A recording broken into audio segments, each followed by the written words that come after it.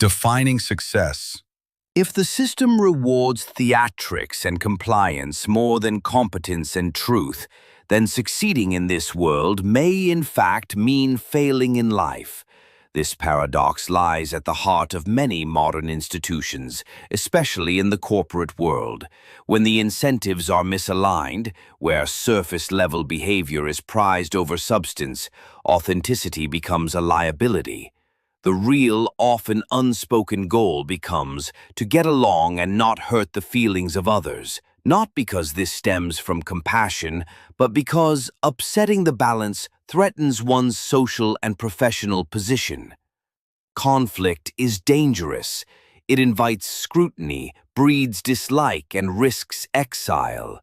To be outcast in a world built on hierarchy means to lose access to resources, networks, and opportunities.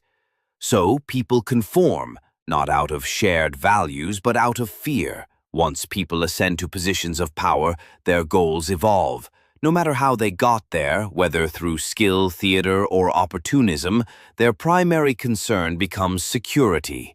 Power, by its very nature, seeks to preserve itself, and preservation requires control.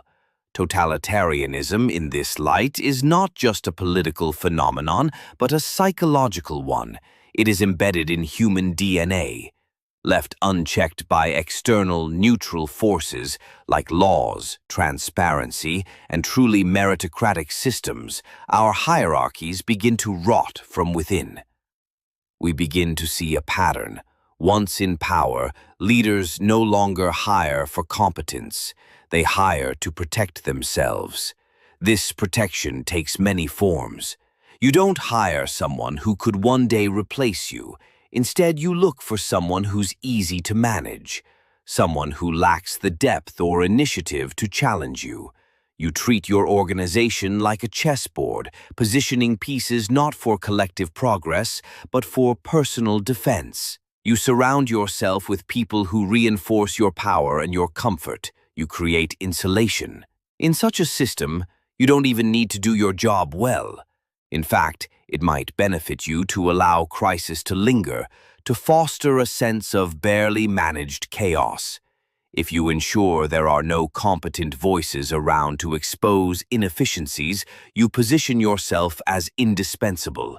You create a controlled instability, just enough to show that you're needed, but not so much that it becomes unmanageable. This becomes the sweet spot, a perpetual state of "we're working on it."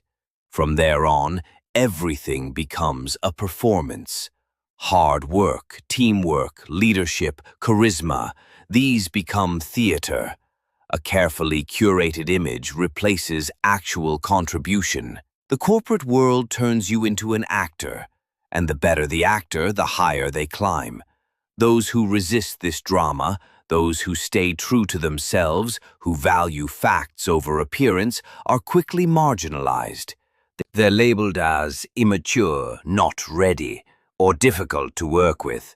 The person who simply nods, agrees, and avoids rocking the boat is seen as professional, easy to work with, and a team player. These are the ones who get promoted. The true professionals, the engineers, analysts, designers, problem solvers, are often stuck. They can't afford to drift too far from the truth because their work has to stand on tangible results.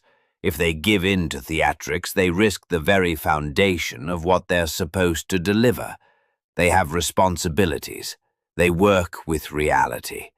And herein lies the brutal irony.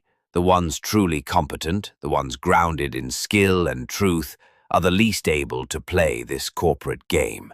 The incompetent, on the other hand, have nothing to lose. Since they cannot deliver real results anyway, their energy shifts toward creating impressions, deflecting blame, twisting facts, and managing perceptions. They manufacture false crises to mask their shortcomings. They learn how to dodge accountability, how to sweet-talk, how to network, how to be likable, and how to appear essential without being so. This is how incompetence thrives. Many are trained in their craft. Engineers, artists, analysts, architects, believing their hard-earned skills are their ticket to success. And while those skills might get them through the door, they only get you to the first floor of the house.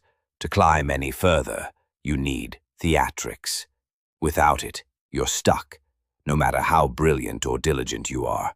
The corporate world demands a skill set few are prepared for. And yes, it can be learned. The human mind is adaptive. You can train yourself to play the game.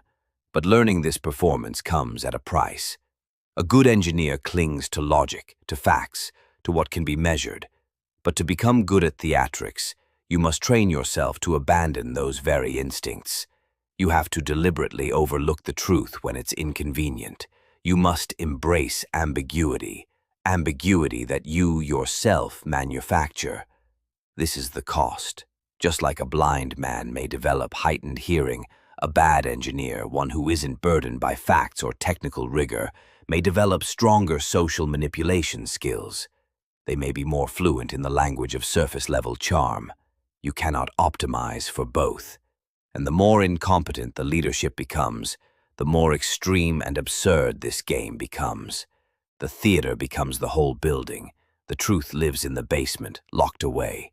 In the end, the question of success must be redefined. If success is measured by how high you climb within a flawed system, then perhaps those who refuse to play along are the ones truly succeeding, because they are the ones who haven't lost themselves.